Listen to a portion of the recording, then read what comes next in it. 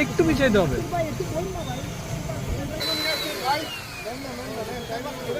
আপনার ক্যামেরা পিছন না কেন আপনি?